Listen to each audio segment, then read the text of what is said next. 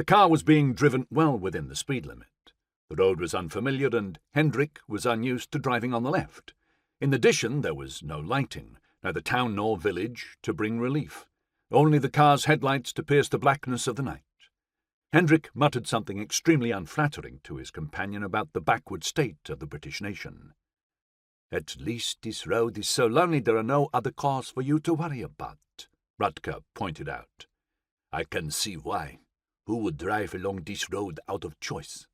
How much further do we have to travel before we meet our men? I want to get rid of this stuff, take our money and return in time to catch the morning ferry." They were speaking Dutch, their native tongue. "Only a few kilometers more. We have to look for an inn that has been abandoned and boarded up." Hendrik gave a scornful laugh. "Hardly surprising the inn is abandoned. Probably from lack of customers. My only question would be, why build one here in the first place? Are you absolutely certain we're on the right road? I'm following the instructions I was given to the letter, and when you think of it, the loneliness of this meeting place is ideal, given what we are carrying." Nevertheless, Rutger shifted uncomfortably in his seat and eased the handcuff on his wrist. The movement caused the briefcase on his knee to slide forward. He clutched it, aware of the value of its contents and the perilous nature of their journey. Several minutes later, Hendrik pointed to a large building picked out by the headlights.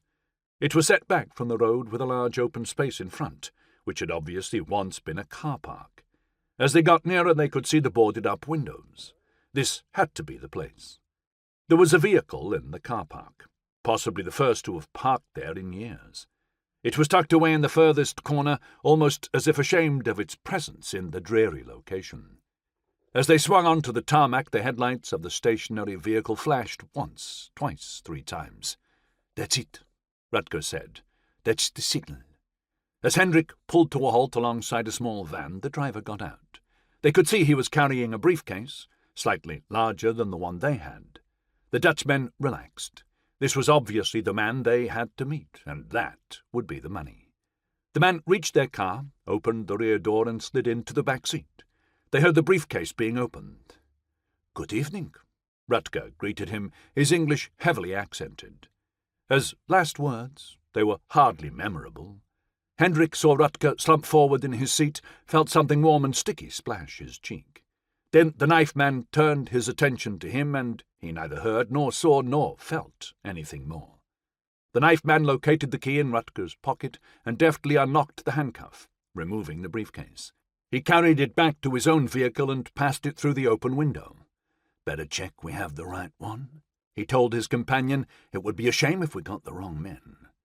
A few seconds later, aided by the courtesy light, they both gasped in awe at the sight of row upon row of bright, sparkling diamonds, the stones winking with sinful glee at them.